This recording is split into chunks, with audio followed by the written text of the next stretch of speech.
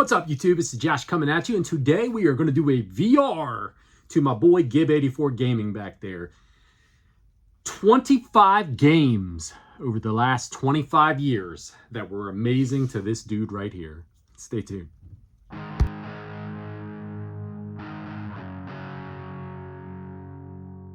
So welcome back in, you guys. So like I said, this video is a VR response to my friend Gib84 Gaming back here behind me on the screen. He did a video at the end of 2025 where he said, hey, we're closing out the first 25 years of this millennium, this century, and these are my 25 picks from those years, my 25 favorite games. I saw a few other people do VRs to this. I've been wanting to do it for like a month, a little bit over a month. I just been busy, right? Life is crazy. I don't want to blather on too long with the little details because it's going to take a few minutes to get through this. But I do want to show you guys something that kind of ties into this video here with Gib back here on the screen. I received this, I think it was the day before Christmas or 2 days before Christmas in the mail. And if you guys know, you know, this is an original from Jen with Retro Rivals. This is the Double Dragon painting that she did for Gib's charity live stream back there. Gib had her send it my way. Do you believe that? I have not found a place in here because my walls are covered in here of exactly where I want to put it. I'm going to be taking something down and finding a good spot. It may be right here above my desk that I put it, where it's kind of like the focal point when you come into the room. But beautiful, beautiful painting. And it's an honor to actually have a painting from Jen because she does so many of these for other folks, and they're just incredible. She's an incredible artist, and even an honor too that Gib would think of me and be that generous and tell her, hey, send that over to Josh. But just wanted to show that off real quick. The beer we have before we jump into the games here, this is one that it's been sitting in my fridge for a couple of months. This is the Slip Angle Hazy IPA, New England style IPA. Comes to us from Escutcheon Brewing Company. They are out of Winchester, Virginia. This is the final one of a 4-pack that I picked up from them. It doesn't have a very strong hoppy hit in what I typically like when I'm drinking these like hazies or these New England styles, but it does have a nice nose on it. And this was a really cool little brewery. I only had a chance to stop in here for maybe 20 minutes or so. We were passing through Winchester, Virginia, a couple months back, and we were looking for breweries just to stop. We stopped in. We wanted something to eat, but we stopped in. They didn't have any food at this location, so we did a flight of beer, the wife and I did, and I grabbed a 4-pack. This one actually wasn't one of the ones that they had on tap for the flight, but the flight was very good. Really cool little brewery, like the nice pub that they had set up in there and everything. Kind of laid back, kind of a vibe. It was like a Sunday, like right after noon. So Winchester, Virginia, if you're down that way, check them out. Escutcheon Brewing Company. Get it out. Put it in. Let me wet my whistle again real quick, and we'll get into these games. So with Gib's original video, like I said, he picked his 25 favorite games from the first 25 years here of the century. I went through it as well, made a little list. Like I said, I watched a couple of these videos. They were a lot of fun. I'm not going to blather along too long on each one of these because it'll probably take me a little while to get through it either which way. The first game we have at number 25. Oh yeah, let me preface it before I get into these. These aren't in really order of what are my favorite. They're just kind of the order that I put them in, that I wrote them down in. So a couple of them that as we get more towards the top of the list are really some of my favorite games that I've played, but all of these are great games. That's why they made the list. The first one we have is Disco Elysium. This is the final cut. We picked this one up in a box. Somebody sent this to me. Papa Bear Gaming did, in one of the bro boxes that I did. I got a chance to play it this past year in 2025. What a weird as balls, man, this game is. It's not like any other type of RPG that you're ever going to play because it doesn't have, like, you don't really fight in the game. It's sort of like you level up your character and you can change attributes that you have through different conversations with people through the game. You're a detective. You're trying to figure out you're a murder, like solve a murder, and as you go along, just you encounter a lot of weird people and a lot of weird conversations. I'm assuming that there's probably a bunch of different types of endings for it. I got through the whole game. There was 1 or 2 spots where I died, which is really weird because you don't do any kind of combat. It's kind of all conversation. So, like different conversations set you on a different path. Your character is a freaking alcoholic, drug addict, police detective. I don't want to give any more of it away than that. And honestly, would probably be different for every person that plays it because there's different ways you could play through it. There's different attributes you could take at the beginning of the game, and you could level certain things. You could level specific things to max them out, to do different stuff. It's definitely an RPG, definitely weird, and definitely one that if you have not played it, Disco Elysium, it should be on your radar.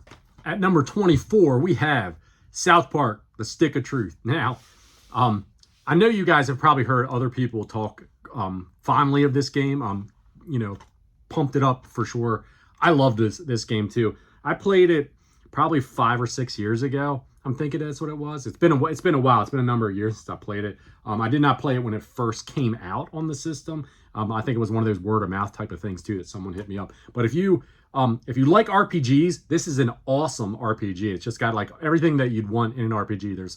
There's main quests, side quests. There's just leveling of your characters, just different weapons and things that you can get, just like any other type of RPG. But it's got that South Park humor. It's freaking hysterical. It's written very well. Just a fun game in general. If you dig RPGs, you should check this one out. South Park: The Stick of Truth.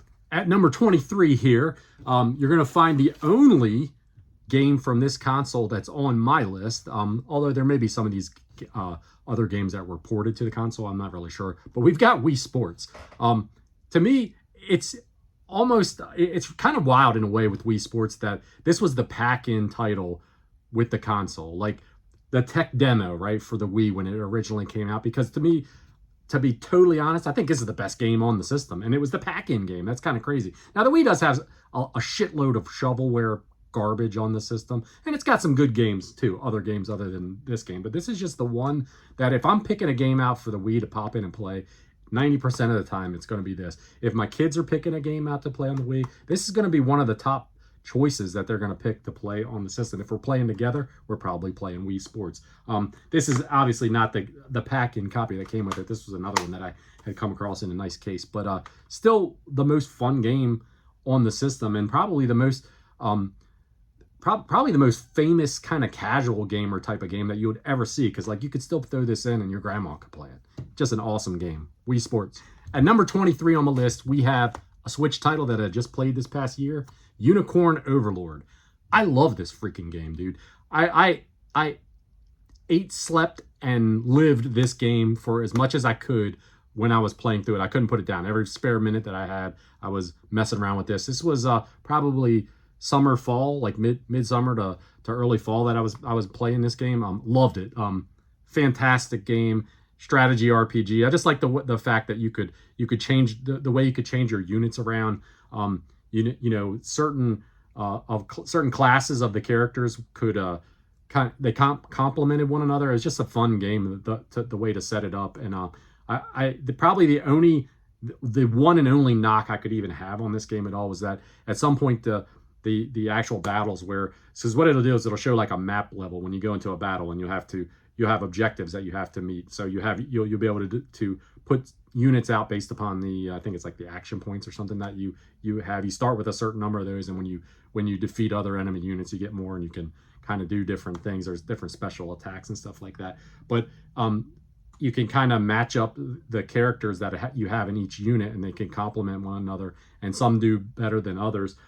You'll have certain powerful characters that will complement a weaker character that will complement them. And it just really, really was a lot of fun. I really loved it. The cast of characters, it's a ton of characters that you recruit along the way, and a huge world that you go through. I played every bit of content that I could get out of the game. I 100%ed it. I really like this game. And if you like strategy RPGs, you'll really love this game. Trust me, this is a fantastic game. Unicorn Overlord.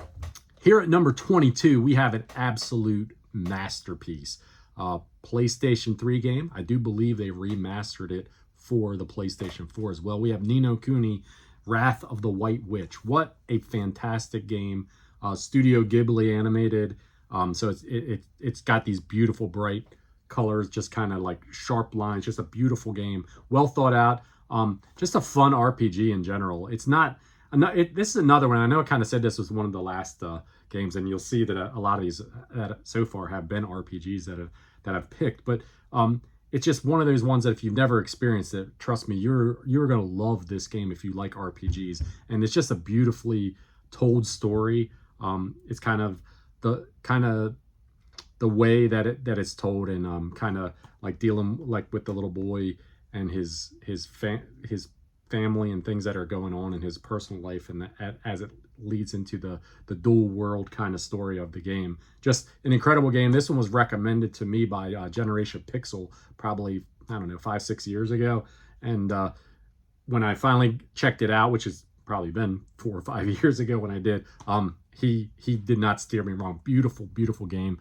And like I said, if you love RPGs, Ni no Kuni, Wrath of the White Witch, you will dig this one. At number 21, we're going to switch gears up a little bit here. We're going to go away from the RPGs, although this game, I guess, might have a little bit of kind of RPG elements to it. We have Prey.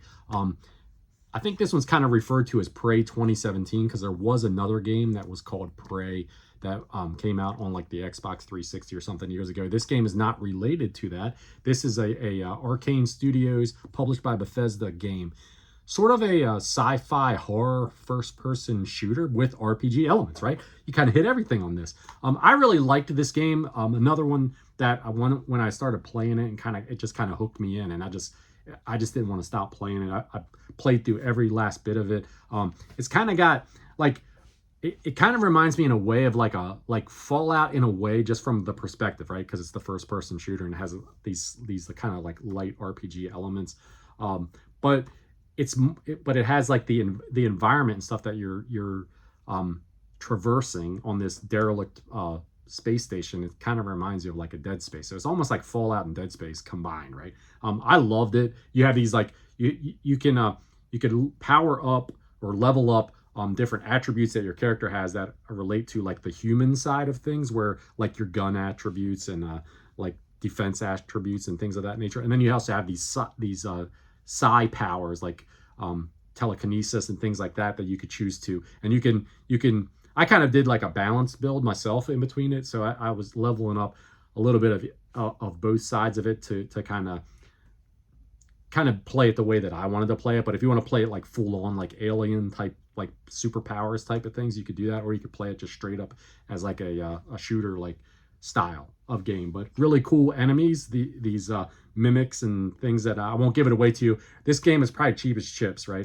I'm sure you could find a copy of this for for sure under $20 US, maybe even less than that, because I don't think I paid that much for it. But I had a ton of fun with it. And if you like those style of games that I talked about, you're going to love Prey 2017.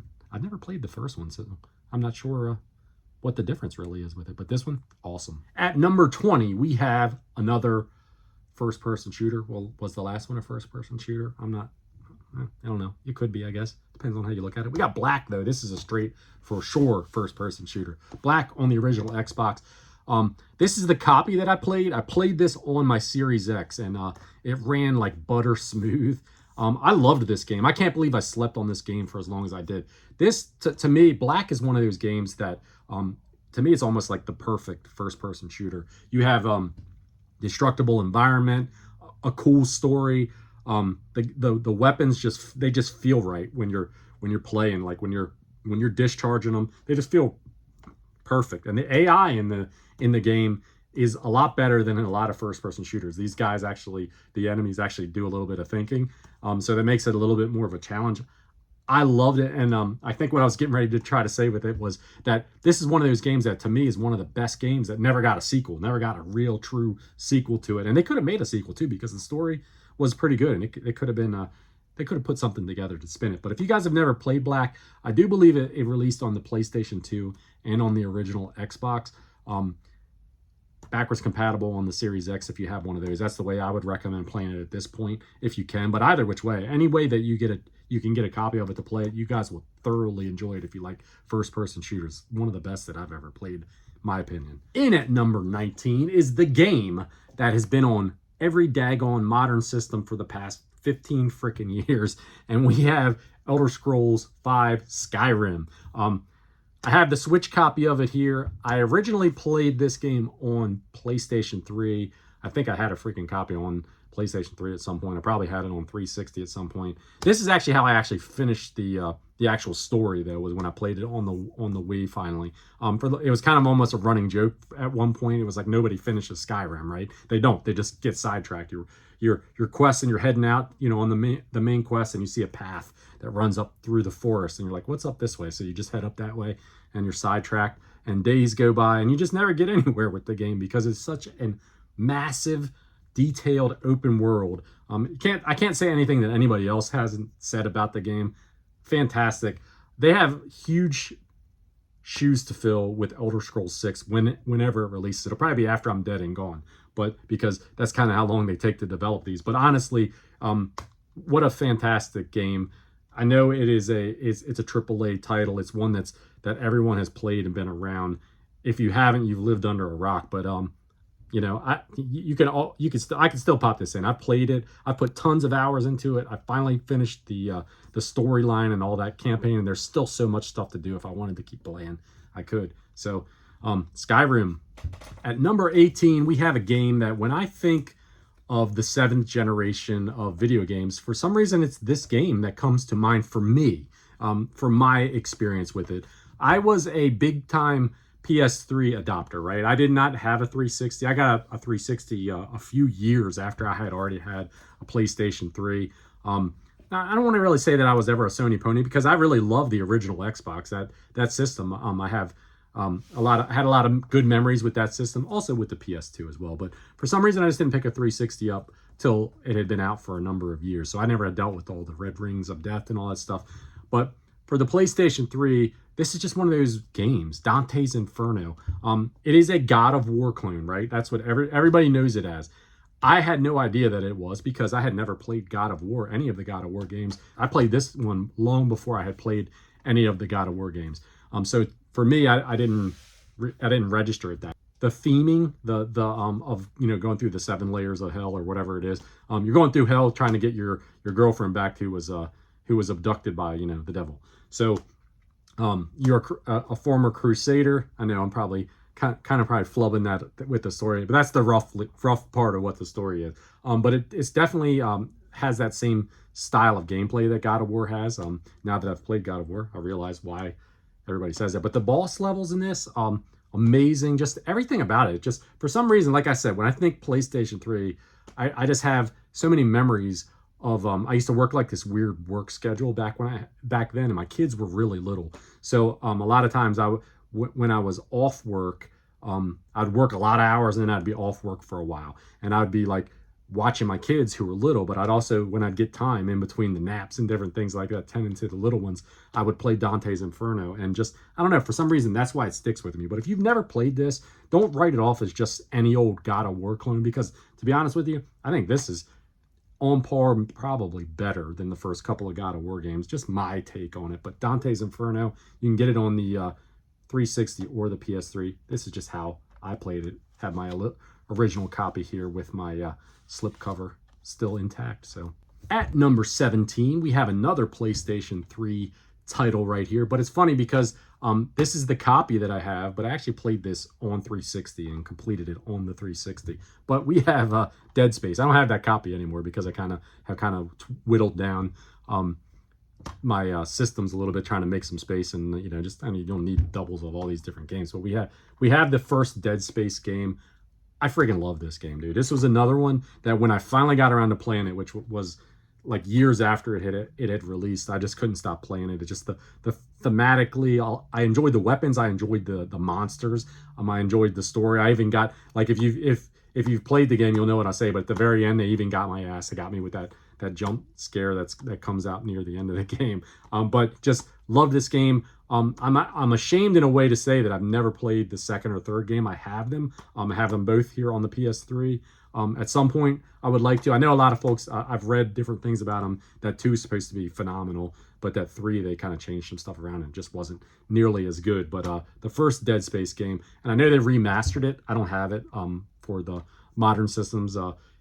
I don't know for sure, to be honest with you, if I would ever seek it out to play it that way, because I think it was great just like this. I don't think it needed the remaster, but it's good for people who don't have a way to play it on the PS3 or the 360 to be able to check it out. But if you haven't, find a way to play it, because it's a great game, Dead Space. At number 16, we have a $1 game. That's all that I paid for it. It kind of sticks in my head that I think of it that way. But we have Cyberpunk 2077.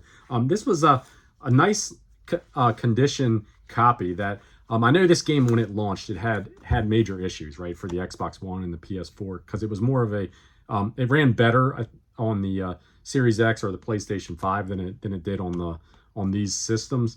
So I think that's why I found this. I went into a thrift store, kind of like an off-the-wall little thrift shop down on near where I work at. And they typically don't really have games. Occasionally they'll have some, but they're usually just like junky, like loose disc sport games, just crap, right?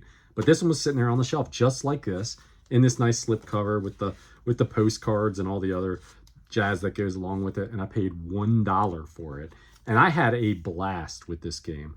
I know that by the time I got around to playing it, they had already patched it. They'd done a bunch of different things to improve the game, but I was hooked on it because I love that first person shooter / RPG style of game. I mean, like when it comes down, you'll see on some of the previous ones that I showed you, I think there's at least one game that was like that, and some of the ones that are coming up on here on my list are the same way. But it's just that style of game. That's probably one of the easiest style of games for me personally, just to get lost in, because it's just like open world, huge open world.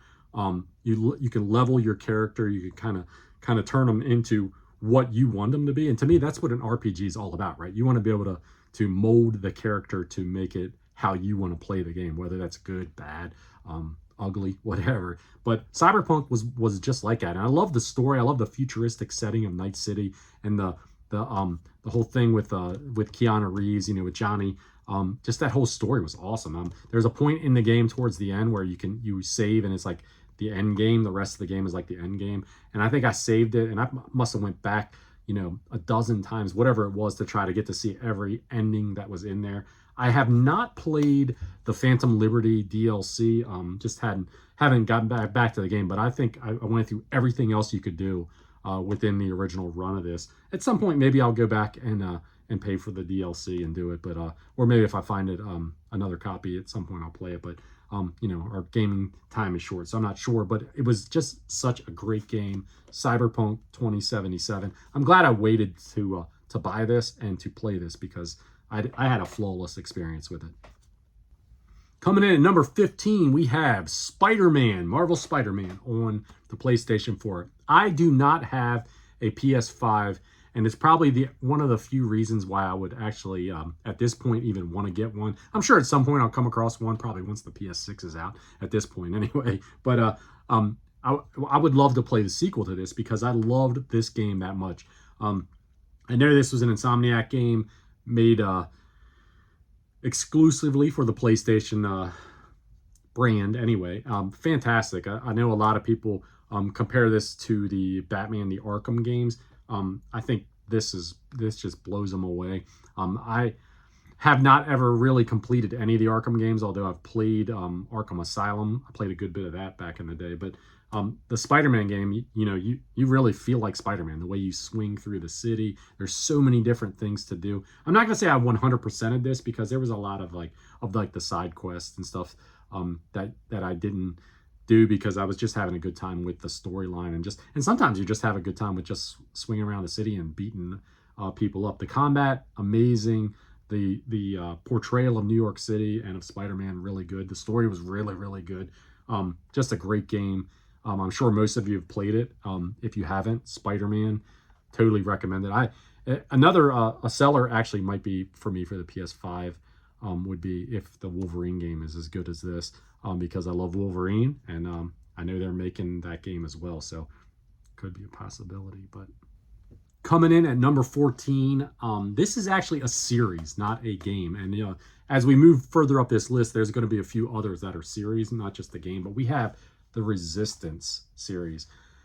I don't know if y'all were like exclusive Xbox 360 guys back in this generation, you probably have never experienced the Resistance games. To me, phenomenal. And honestly, I feel like this is one of those series of games that got better every time they release something. And I can't believe that Sony has decided to just kill this franchise and not come out with anything beyond it. Pretty much locked onto the PlayStation 3. They didn't remaster any of these for the 4 or the 5. So that's kind of weird to me as well. Just a first-person shooter. It's about as straight of a first-person shooter as you could come with it. There isn't any other elements. There's a bunch of different weapons that you can use. You can use human tech, alien tech. You're basically, the world has been invaded by aliens, and you are responsible for saving us. You got to do what you got to do, folks. But honestly, the first one probably is the most. It's probably, like I said, they all get better as they go along. The first one kind of has that brown green kind of color palette. That's probably one of the only drags I have on it, but it's a good story. It starts off well. It kind of sucks you into the thing. They changed the second one up to a point with the way the weapons are, with the way the weapon wheel and everything works. And by the time you get to the third game, it becomes more of a it's still a first-person shooter, but it has a lot more horror elements in it. It's funny because I couldn't put the first game down. I played all the way through it, no problem. Same as the second game, all the way through it, no problem. And then when the third game came out, I played a little bit of it, and I was like, I don't know. For some reason, I fell off of it. But then when I went back a year or two later to play it, I found that I just absolutely loved it. And it's probably my favorite of the three now that is on the system. But definitely recommended. If you guys... if you have a way to play them, hopefully you guys have a way to play PS3 games. It's kind of sucks in a way that the architecture of the system makes it harder for it to be like backwards compatible to the other systems. But you could probably find a PS3 pretty cheap, and I would recommend these games, especially if you like shooters, if you like first-person shooters. A lot of freaking fun and a cool story. Coming in at number 13, we have Metroid Prime Remastered. Now, I have the remastered copy here because this is how I played this game originally. I never played it on the GameCube. I never actually had a GameCube until 6-7 years back. It was just not a system that like appealed to me at that point in time. I was a Nintendo fan massively all the way through all the early generations prior to the GameCube. But then when the PS2 came out, that DVD player enticed me in, and Grand Theft Auto enticed me in, and those games just really drew me in, and I drifted away for that generation. So I never got a chance to play it, but when they put the remaster out, dude, this game, absolutely awesome. The atmosphere of the game, they implemented it perfectly here in the remaster. I have a copy of the game on the GameCube now, but this is the way I played through it. The controls that they improved, and it's a massive improvement. If you are used to the way a modern shooter, first-person shooter works with the twin sticks, this is the way to play this game for sure. I'm currently, right now, working on the second game in the series. That, it takes a little getting used to going back to those to the single stick controls and the way you kind of have your free motion of looking around. So they did it right with this. And I wish they would do the second and third games in a remaster for the Switch. Another great way to play it is just being able to do it back and forth between the portable and the in front of your TV. I probably played more of this actually in front of my TV though than I did in portable mode. I'm like a 50-50 user when it comes to the Switch, but just a great remaster. If you guys have not played Prime and you like first-person shooters and you like that sci-fi element, you like Metroid, you'll love the remaster. This is the way to play it for sure. At number 12, we have a game that I haven't played in a long time. I'm talking probably... it's got to be over 20 years since I played it, but it's just one that still just holds a key to like my gaming memories, a core memory, right? You'll say we've got KOTOR, the Knights of the Old Republic, Star Wars Knights of the Old Republic. This is a Platinum Hits copy. It's not my original green spine copy that I had. I picked this one up years later just to have it in the collection because I think this is the best Star Wars game, in my opinion, the best Star Wars game that was ever made. And if you're talking about RPG, for sure, it's the best. Like I don't even know if there are any other like necessarily like Star Wars RPGs. I guess there could be, but just a great game, a great story. The fact that it has like a twist to the story, all the RPG elements you could ever want in a Star Wars envelope. You know what I mean? So fantastic game. I have actually never, I have the second game, but I actually have never actually played that one. So maybe I should, I don't know. I've always heard that it wasn't as good as the first game, and I don't want it to tarnish, you know, the reputation of the original, but maybe I should just go back and play the original again. I don't know. But if you guys haven't ever played Knights of the Old Republic, dude, I'm telling you, I'm sure it's just as good now as it was 20 some years ago when I played it. At number 11 here, we have another series. I told you there was going to be at least a couple more coming up. We have BioShock. Now, I have these two copies here. We have the BioShock collection that I have here on the Switch, and then I have my original BioShock that I have with the nice little slip cover on it with the Big Daddy and the little sister on there. This is the way that I played through and completed the first game, BioShock. Phenomenal game. I played it here on the PS3. It was really weird. This is another one that I have those kind of like memories of the PS3 system when I was playing it back in the day when it came out. But, I didn't really know what to expect of it then. It wasn't hyped at that point in time when it came out. It was just kind of a new game, right? You know, you picked it up, you're like, it looks kind of cool. Let's check it out. I like first-person shooters, but just the themes of it. That's kind of like with the crazy like citizens of Rapture that are running around, and the off-camera like noises and things that you hear. It just was very it was almost kind of had the horror elements in a way. It kind of spooky in those regards. And then when you would be hiding from these big daddies and stuff like that, because you're like, at the beginning you were like, I don't want to fuck with these guys because they'll fuck me up right in a minute. So you'd be hiding from them instead of like just trying to take them on. Then by the time you power up a little bit with the plasmids and kind of get your feel for what's going on, you know, then you'll get into taking them on. Then you can decide what you're going to do with the little sisters, if you want to be the good guy or the bad guy. Plot twists in the game, won't give it away if you haven't never played it. I know it's pretty old, so it's kind of like if you've never played it, why haven't you played it? But phenomenal game. And then I have the collection here because this is how I completed through the first game.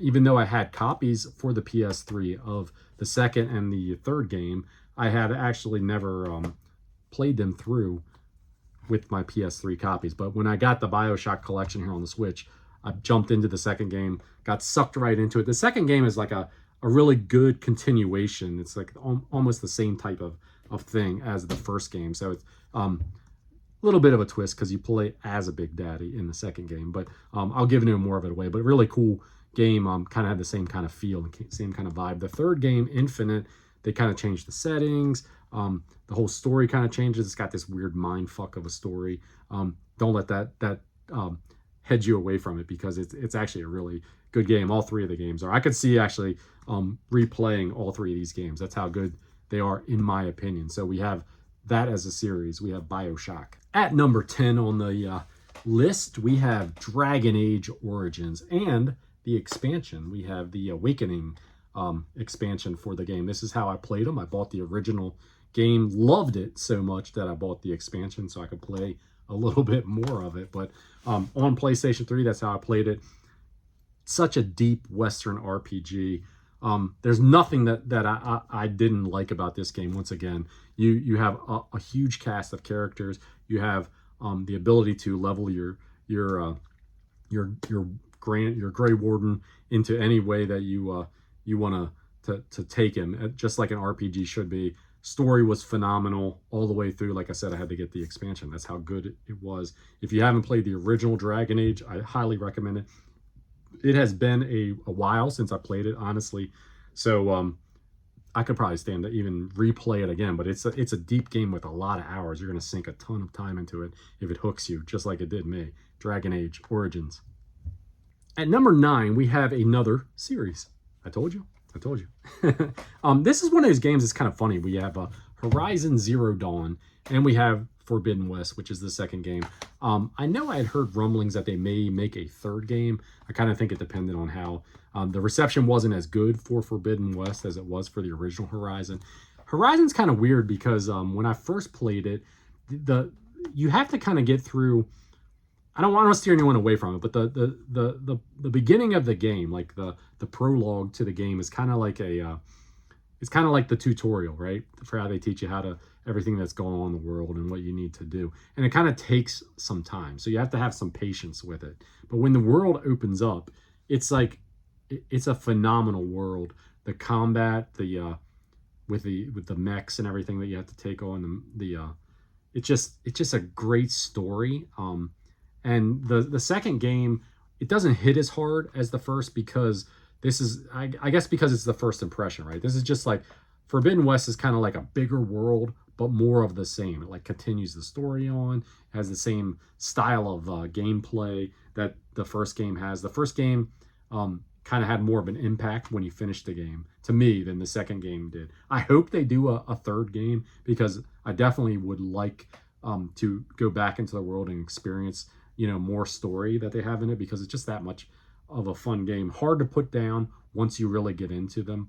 I highly recommend you guys check them out if you haven't, but you got to stick with the first game a little bit at the beginning, because otherwise, if you quit, you'll be like, oh, this blows. It's like, it's taking too long to get to the meat and the potatoes. But once you get to it, dude, it's awesome. At number 8, we have another series. We have the Grand Theft Auto series. Now, I have a couple of titles here. This could encompass the entire series, though, honestly. I have Grand Theft Auto 3, which is the game that changed it all. I have Grand Theft Auto Vice City, which was my favorite of the original trilogy. And then we have Grand Theft Auto episodes from Liberty City here, which was kind of like an extension of the GTA 4 style game, because it was in Liberty City and kind of had, but it had, you had different protagonists with this. GTA 3, this along with the fact that the PlayStation 2 was a DVD player is what sold me on buying the system. When I saw the trailers for this, I'm pretty sure that the system was out. I'm not a video game historian. I'm kind of like a burnt out just dude sitting in front of a camera talking to you. But the system was out for a little while before GTA 3 came out. And when it came out, it was like, dude, you saw the commercials for it. You had other friends that went out and picked it up, and you're like, this is rocks. Lots of memories of just sitting in the living room with a bunch of buddies of mine, and I was in my 20s at the time when this game came out. Just sitting around, just drinking, partying, having a good time, and just taking turns on who can get the most stars and how long you can avoid the police for, and just having a blast. That's what video gaming, to me, those are the kind of memories that makes it special, right? And that's what Grand Theft Auto 3 did. It's not the best game. It's probably one of the worst of the 3D games. It was the first one, right? It has an excuse in that regard, but just from like the world building, the graphics, and all that kind of stuff, it's not the best. But this is the reason that I have it here is because of the memories that came along with it. But like I said, of the original trilogy, this was my favorite. I know a lot of folks love San Andreas, and San Andreas is a great game as well. But Vice City, I just like the Miami kind of theme, the whole Scarface kind of take on it. I never have finished. I finished GTA 3. I finished Vice City. I never finished San Andreas. Just a lot of game there. But I don't know. I just liked it better. I like the music and stuff in this one a little bit better, just for me personally. And then the reason I pulled up Liberty City Stories here, the GTA 4 spinoff, was just because I really liked the two spinoffs, the Lost in the Dam and the Ballad of Gay Tony. They're just really cool. The way they changed the protagonist. I like the motorcycle gang kind of feel for the Lost in the Dam type of setup. And it's just I love GTA 4. GTA 5 was fantastic too. I know when 6 comes out, I'll have it and I'll play it too. I'm not a multiplayer online multiplayer guy. Like, I'm just an old fart. I like just sitting in front of my TV and playing games, solo in that regard. But I'll still play GTA 6 when it comes out. But just you can't say anything bad to me about them. Rockstar knows what they got. They know how to make good games, and it's good. Grand Theft Auto. At number 7, we have yet another series, and that's because it's the way that I played them. I played them on the PlayStation 4. I had the Uncharted series on the PlayStation 3, but when I got the collection and I got number 4, this is the way that I ran through them. I ran through all 4 games in one clip. I loved these games. I know some folks think the first game is a little bit of a drag, and it is kind of like they were getting their feel for building the world. The second game is definitely more of a blockbuster, a lot better. Of the first 3 games that are here on the collection, The second game is the best of the first 3 games, and then I would say the number 4 is a great way that they concluded it. Now I've never played. I think it's Golden Abyss is what the one is that's on the Vita, because I don't own a Vita. I do have a copy of Lost Legacy, which is the one that Nathan Drake is not the main character in. I haven't played it yet. I've been meaning to get around to it. That may be one that I get around to soon, because I really liked these. Just to get a little bit more of a feel for the world, because it was just that much fun. But to me, this was a fantastic way to play it. To play them on the PS4, all 4 games. Like I said, I ran through them. It's just like watching a movie. You know, you're playing a movie. But can't say anything bad about these 4 games. To me, highly recommend checking them out if you've never played them. If you've been sleeping on the Uncharted series, get to it, because you're gonna really love it. At number 6, we have a single game in a series. And the only reason is because this is the only one of the series that I've ever actually played all the way through. And you might be like, Josh, let me see, give me that gamer card. But we have Halo Combat Evolved. This was the game that put the Xbox on the map for me. It wasn't there. It really, back in those days, I don't recall this being, at least initially, this wasn't the game that they were really like pushing to sell their system. I think it was something, the ones that come to my mind were like Blinks the Time Sweeper, or maybe even like Kung Fu Chaos. It was just, they were the ones that I think, in my mind, that were like marketed more initially when the Xbox first came out. But this is the one that sticks out probably the most back in those days when I got my Xbox. I had a PS2 first, and I came into an Xbox, so it wasn't really like it wasn't really one of those things. They were the new kid on the block, but fantastic console. But just a great game, great first-person shooter, great pacing all the way throughout it. The enemy AI for the aliens were friggin' phenomenal. The warthog battles and things that were just a nice change of pace. It's just a great game. It's still a great game. I have messed around with all the rest of the series, but never actually just played my way through any of the rest of the games. Combat Evolved was the only one of the series that I've played all the way through. And I know like their mark now is more or less, online multiplayer, but it'll be weird seeing Halo games popping up all over like other systems other than Xbox, but just a fantastic game. There's probably nobody out there that I can say, hey, you need to play this if you haven't played it, because everybody's played Halo in some form or another. At number 5, we are going to go back to a series. We have Red Dead Redemption and Red Dead Redemption 2. They're absolute masterpieces from Rockstar here. The first game, when I played it, I bought it. This isn't my original copy. It's actually on the shelf. This was a one that had the whole package deal that I had come across. It's actually one that I'm going to be shuffling along here soon. But I just using it for display. But this one had the Undead Nightmare in it as well, which was a lot of fun. Kind of like a nice twist on it. But when you first put the game in, and you just kind of you're kind of you don't know anything about John Marston and the way the story is, and then the feds come and they want you to track down your gang, and then you just it's just a big Western open world. And then the Undead Nightmare was just like a nice like Halloween type of twist to the type of thing in the game, but to add something different to it. But a lot of fun to be had in the game, just exploring the countryside, the big world that's open up, going out and hunting, doing different stuff like that. That's what made the game great. And then they topped it, honestly, in my opinion. I mean, I loved Red Dead Redemption, but they topped it here with Red Dead Redemption 2. The story was even better graphically. The world is fucking gigantic. There's so much to do. You can get lost for hundreds and hundreds of hours and never see everything within the world. Kind of like a tragic story with Arthur Morgan and everything that comes along with it. Just a great game.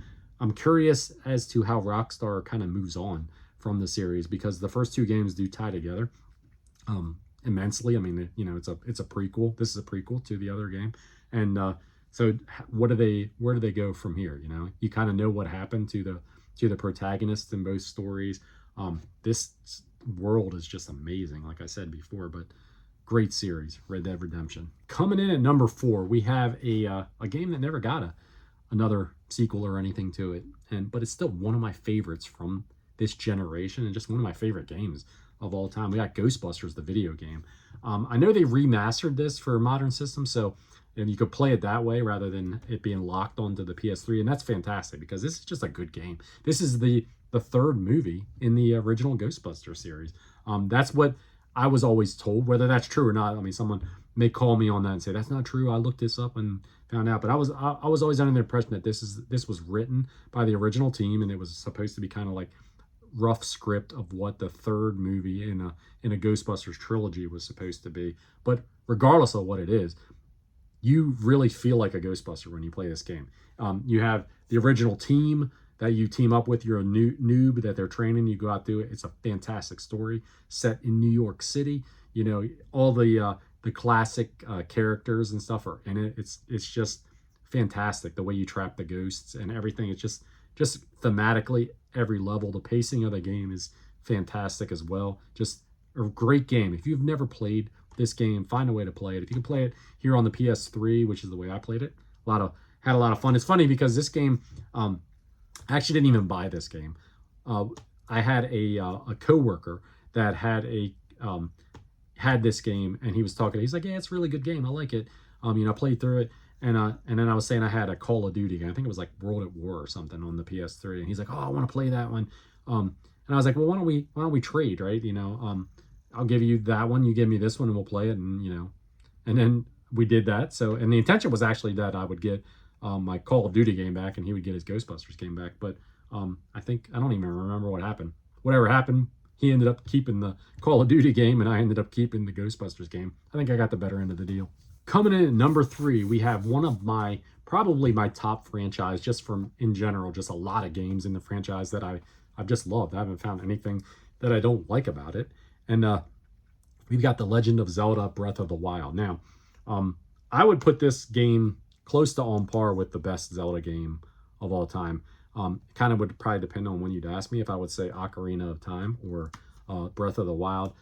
Since we're only going back to 2001, that's why this one is here over the other game. But a lot of people that love Zelda don't like this game. I think it's kind of like a 50-50 split or something of that nature, because some people that really are like, oh, it's not Zelda. It's a totally different thing. It doesn't have the dungeons and the puzzles and things of that nature. But I think you have to give Nintendo a whole lot of credit for what they did here. The last game that came out before Breath of the Wild, I'm thinking it was Skyward Sword, right? And it's a good game. Very linear, though, in its process to play through the game, Skyward Sword is. This one being an open world game, I think they took a risk with turning it into Zelda. And the fact that you can just go anywhere in the entire game, from the very beginning, you can step right off the plateau and head right down to the castle and take on Ganon if you want to. I wouldn't recommend it because you're most likely going to get your ass kicked. But just a fun game. I spent so much time in this game, found every shrine in the game, just like 100% did everything that I could possibly do in this game to completion. And I loved it. I haven't really played it since I 100% completed it. I mean, because to me, it's mostly like, what's the point? Tears of the Kingdom, the follow-up to it, fantastic. It just didn't hit the same way for some reason. I don't know exactly what it is. Much bigger world with the underworld and the sky levels and everything. But and I like Tears of the Kingdom. It was great as well. It was almost, to me, just like a direct sequel though to this one. But Breath of the Wild kind of changed the game for Zelda. It's going to be wild kind of to see how Nintendo moves on from this, if they go to a different if they keep this same kind of like footprint like of an open world exploration, or if they try to go back a different way. I think it's gonna be really hard for them one way or the other to kind of return to a traditional format, unless they do like a dual releases where they have that kind of traditional game in one release, and then they have the open world style of game in another. But either which way, if you've never played Breath of the Wild, I know a lot of people say, oh, it's boring. It's kind of a boring world. To me, it's kind of like part of the appeal of the world. It's kind of like it's part of the story, right? It's a desolate world. It's been whittled away almost to nothing, and that's kind of you have to save it. You have to return it the way it was. But I don't know. I really loved it. I really loved Breath of the Wild. And number 2, we have another PlayStation 3 title. We have The Last of Us. I'm sure if any of you have watched the channel for any extended period of time, you would have known that this game was going to be on my list for sure. Naughty Dog made a masterpiece here. When I've seen that it was remastered, and I think we even have it for the PS4. That's the way my daughter was playing through it. And then they remastered it again for the PS5. To me, this game looks and feels good enough on the PlayStation 3. You don't really need a remaster. It's fantastic that they did it that way so that people could experience it that maybe don't have a PlayStation 3, because it's one of the best games ever made from a storytelling standpoint.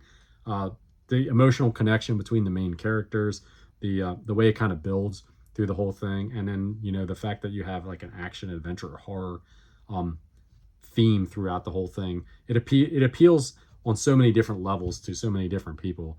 People who love horror games, people who love action games, they're all going to love this game if they've never played it. And you have so many different ways to play it. I have never played the sequel. I intend to at some point. We do have part 2, but I've heard so many different things, good and bad, about it that I'm not really sure. I don't want it to tarnish the legacy of the first game, but it doesn't get.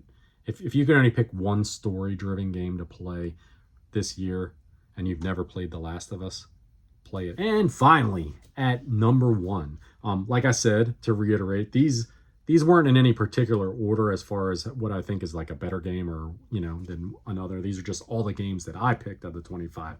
But to finish it off, we're gonna have a series here, because I'll absolutely love this freaking series of games. We have the Fallout games, the Bethesda 3D games. Now, I have the entire anthology set. They put an anthology set out when they released 4 on PC. It looks like a mini nuke, and it has like all the games inside of like the top of the mini nuke. I have it up here on the shelf here next to the desk. But so I could play the original Fallout 2. I think Fallout Tactics is in it. There's like five or 6 games in it, up to 4. But Fallout 3, Fallout New Vegas, Fallout 4, we have right here. Fallout 3 was the one that kind of drew me into this world. The first time I picked it up, the same coworker that I was talking about that I had traded games with, the Ghostbusters game, he had this game and he was just like, I don't know, I'm going to pick this new game up, but I'm not really sure if I really like it that much or not. So I'm like, I looked into it, and I like first-person shooters, and I was like, all right, well, I'll give it a spin. So I went out and I picked it up. It wasn't a trade or anything. I picked it up, bought it. This is my original copy of Fallout 3. And I live not too far from DC, so the area is realistically like near where I live at. So that kind of drew me in a little bit. So when you play the game, when you first start into the game, you have the beginning part where you're in the vault, and it's kind of like that's like the tutorial where it's teaching you how all the controls work and everything. And then when the story opens up to the open world and you step out of the vault and you look at the horizon, you're like, this just looks huge, and you could see like the Washington Monument in the distance and stuff. I was immediately hooked. Loved it. Loved everything about it. Loved the way the world, you can go in any direction once you step out of the vault, but it kind of guides you in a way to get you started through the story. And it just drew me in massively. And the more I played it, the more it sucked me in. The only negative that I can say about playing these games, 3 and New Vegas. Now, New Vegas has got way better humor, and it's got some quality of life improvements that just makes it probably a better game than Fallout 3. But the location is what really drew me in with it. But the fact that the only real banger thing that I could say that's a drawback to playing these, at least on the old systems here, is that they have a lot of bugs. So you learn early on, I need to save my progress a lot as I go along, because I don't want a bug to happen and I get stuck in, like, I jumping through some rocks or something and I get stuck in a rock and I can't freaking move, and then you have to reload a save. So that's probably the only negative. Now, I have never played these. These are my original copies on PS3. I probably should come across a copy like on Series X, or on 360, so I could play on the Series X. So there is a rumor right now, as I'm recording this, that these games are going to be getting remasters for modern systems. So that would be even better, especially if they address the bug issues, because if they address the bug issues, there's nothing that wouldn't make either one of these games an absolute 100% masterpiece. Now 4, the story just doesn't kind of resonate as well as the other 2 games do. Hopefully the dog's going crazy up there. But what I liked about 4 was I liked it was a little bit more modern. It wasn't nearly as buggy, and the fact that you could do like a lot of like builds within the game, like you can build your own settlements and stuff like that. That's kind of one of the things that was really pretty cool about it. But that's my list, folks. I am going to cut it off here to see what the heck is going on upstairs with my dog. I hope you guys enjoyed this video. I hope you hung with me through the thing. And if you have not checked out any of these games that I showed, you need to. Till next time, everybody. Cheers.